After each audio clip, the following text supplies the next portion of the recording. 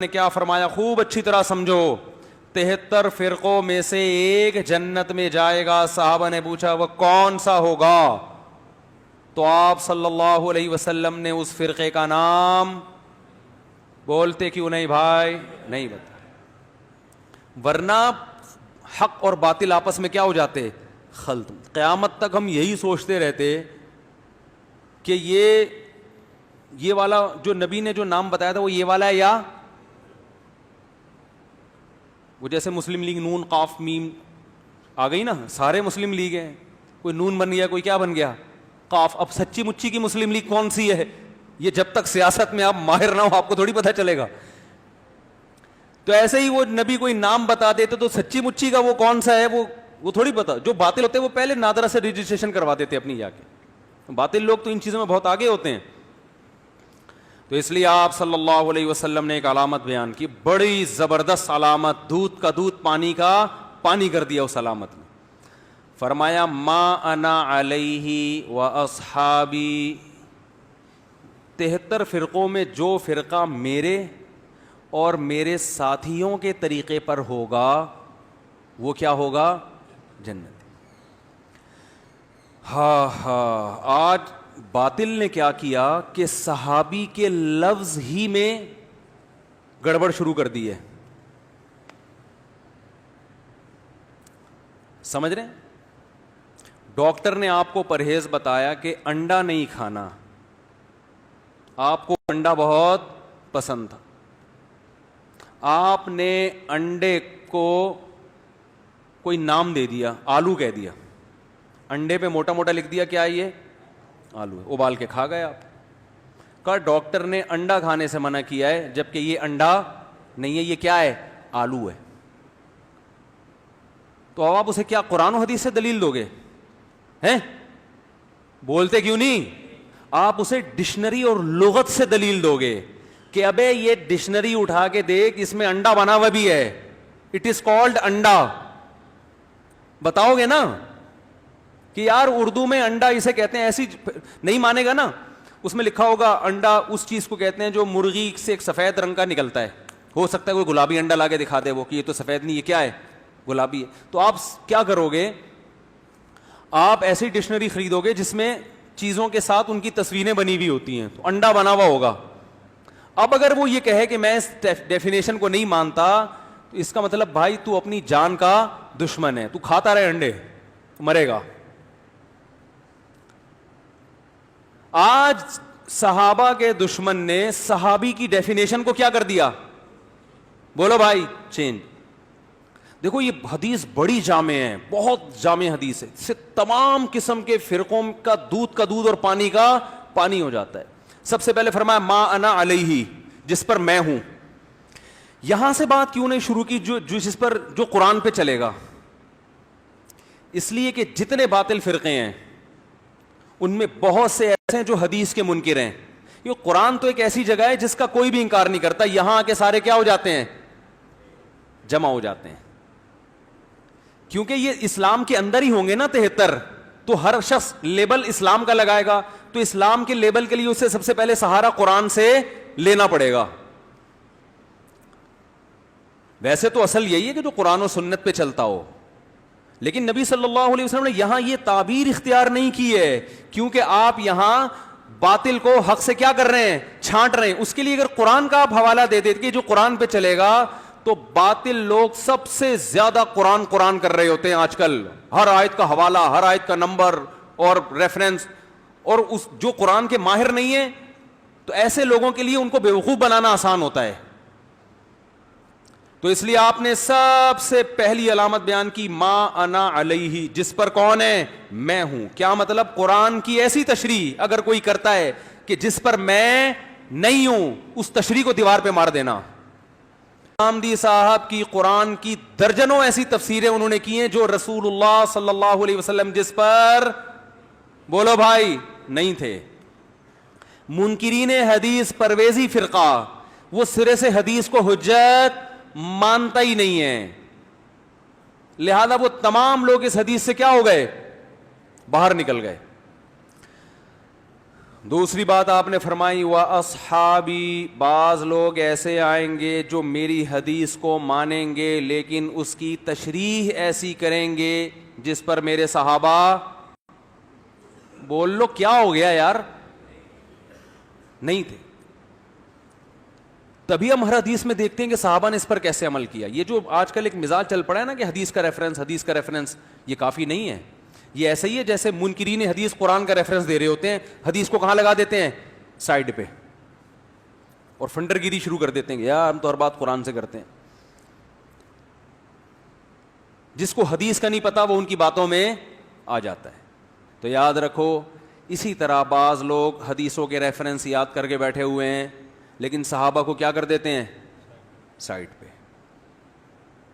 مشرکین مکہ یہ کہا کرتے تھے لو کان خیرا ما سبقونا الیہ، یہ قرآن مجید کی آیت ہے کہ اسلام اگر خیر ہوتا، سیدھا راستہ ہوتا، تو یہ جو عرب کے غریب لوگ، حضرت بلال حبشی، خباب ابن ارت جیسے لوگ، یہ لوگ ہم سے پہل نہ کرتے.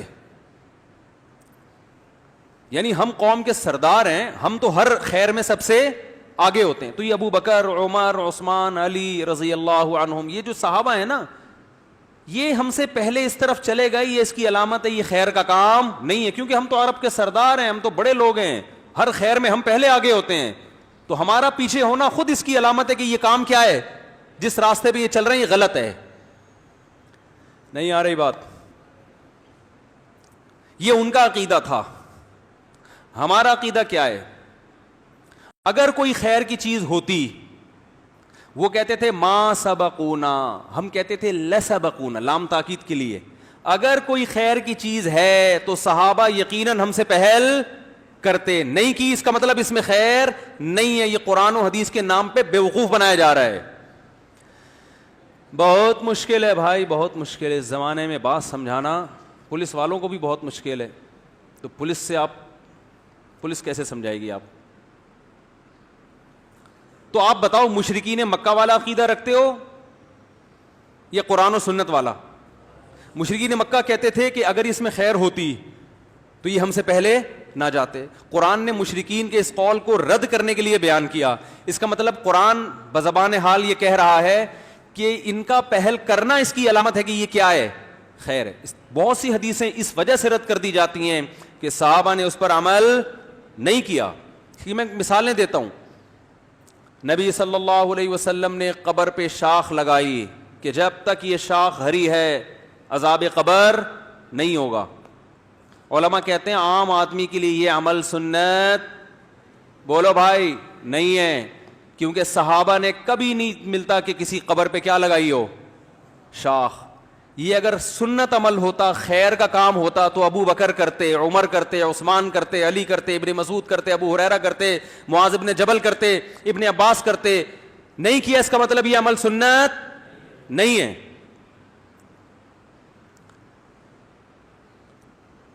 اور بہت سی مثالیں ہیں اس کی.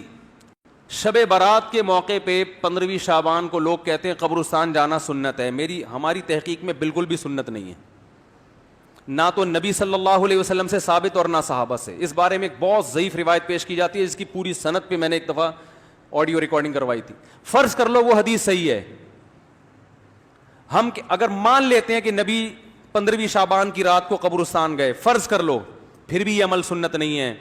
کیونکہ صحابہ 15ویں شعبان کی رات کو قبرستان بولتے کیوں نہیں بھائی؟ نہیں جائے گا. لو کان خیرن، اگر یہ سنت عمل ہوتا صحابہ ہم پہ سبقت کرتے. اب اگر کوئی 15ویں شعبان کی حدیث پیش کر کے یہ کہے کہ نبی نے یہ کام کیا، نبی نے یہ کام کیا، نبی اور 15ویں شعبان کو قبرستانوں کو آباد کرنا شروع کر دے، تو اس کا مطلب وہ ما انا علیہ و اصحابی، وہ نبی کے طریقے پر تو دعویٰ کر رہا ہے لیکن صحابہ کو کیا کر رہا ہے؟ صحابہ کو ایک طرف کر رہا ہے وہ. تو نبی نے علامت بیان کر دی کہ جو میرے اور کس کے؟ صحابہ کے راستے پر ہوگا. صحابہ کو نہیں لگا سکتے آپ درمیان میں. اہل حدیث حضرات سے انتہائی احترام کے ساتھ، میں اہل حدیث حضرات کو علی اطلاق گمراہ نہیں سمجھتا. چند مسائل میں میرا موقف بہت مضبوط ہے اور میں کہتا ہوں ان مسائل میں اہل حدیث سے فتویٰ لینا جائز نہیں جس میں 3 طلاق کا مسئلہ بھی ہے. اگر نبی کے دور میں اکٹھی 3 طلاقیں ایک ہوتی تو کسی ایک صحابی کا تو اس پہ فتویٰ ہوتا؟ ایک صحابی کا بھی فتویٰ نہیں ہے. اور درجنوں فتاوا صحیح سند سے ثابت ہیں کہ انہوں نے ایک مجلس کی 3 طلاقوں کو کتنا قرار دیا؟ 3. ہمارے اہل حدیث حضرات یہ کہتے ہیں کہ حضرت عمر نے چونکہ قانون بنایا تھا اس لیے صحابہ اس قانون کو فالو کر رہے تھے, ورنہ نبی کا یہ فیصلہ نہیں ہے. پہلی بات تو یہ بات ہی غلط ہے, یہ عقل اس کو تسلیم ہی نہیں کرتی ہے کہ بیوی کے حلال و حرام کرنے کا اختیار کس کے پاس آ جائے؟ حضرت عمر کے پاس. دوسری بات یہ, فرض کر لو تھوڑی دیر کے لیے, جب قانون بنا دیا, فرضی ہے, حقیقت میں نہیں بنایا قانون نے, کچھ بھی نہیں ہے ایسا, یہ ممکن نہیں ہے کہ اللہ جس بیوی کو حلال کہہ رہا ہے حضرت عمر اس کو کیا کر دیں؟ حرام. یہ ممکن نہیں, یہ تحریف ہے دین میں, یہ سیاست نہیں ہے. اتنی بڑی تحریف کا مرتکب حضرت عمر ہوں گے کہ مرتکب حضرت, یہ ناممکن ہے. اور اگر ہو رہے ہیں تو سارے صحابہ اس کو مان لیں, یہ بھی وہ تو بھائی کپڑوں پہ اعتراض کیا کرتے تھے کہ اے عمر یہ آپ کا اتنا لمبا کرتا کہاں سے آ گیا؟ مال غنیمت میں تو اتنا بڑا کرتا نہیں ملا کسی کو. وہ صحابہ تھے بھائی, وہ ہماری طرح تھوڑی تھے. ہمارے سیاسی لوگ کیا ہوتے ہیں, مشہور ہیں لوٹے ہونے میں, لڑکتے رہتے ہیں کبھی ادھر کبھی. وہ صحابہ تھے. حضرت عمر نے ممبر پہ اعلان کیا کہ 400 درہم سے زیادہ کسی عورت کا مہر نہیں ہوگا, کیونکہ مہر بہت زیادہ ہونا شروع ہو گیا تھا. اور یہاں سیاستاً پابندی لگانے کی اجازت بھی تھی, کیونکہ مہر کا تعلق بیوی کے حلال یا حرام ہونے سے نہیں ہے. گورنمنٹ جیسے چیزوں کے ریٹ متعین کر دیتی ہے نا, بھائی آٹا اس سے زیادہ نہیں بیچ سکتے, تو یہاں سیاست کی اجازت بھی تھی کہ بھائی مہر بہت زیادہ ہو رہا ہے, لڑکیوں کی شادیوں میں مشکلات ہو رہی ہیں, تو 400 سے اوپر پہ پابندی, یہ سیاسی پابندی تھی. اس کو بھی صحابہ نے قبول نہیں کیا. ایک عورت کھڑی ہو گئی, ممبر پہ بیٹھے ہوئے ہیں اور پابندی لگا رہے ہیں کہ 400 درہم سے زیادہ نہیں. عورت کھڑی ہو کے کہنے لگی کہ اے عمر, قرآن میں اللہ کا ارشاد ہے وَإِنْ آتَيْتُمْ إِحْدَاهُنَّ قِنْطَارًا فَلَا تَأْخُذُوا مِنْهُ شَيْئًا. اگر ایک عورت کو سونے کا پہاڑ بھی مہر میں دیا ہو تو کچھ بھی واپس نہیں لے سکتے. تو اللہ تو سونے کے پہاڑوں کا تذکرہ کر رہا ہے, اور آپ 400 سے زیادہ پر کیا لگا رہے ہیں پابندی. حالانکہ قرآن نے یہ نہیں کہا تھا کہ سونے کا پہاڑ مہر میں دینا چاہیے, وہ تو ایک مثال تھی. لیکن حضرت عمر نے جب یہ آیت سنی ہے ایک دم خاموش ہو گئے اور فرمایا اخطأ رجل واصابت امرات, مرد سے غلطی ہوئی اور عورت نے صحیح بات کہی.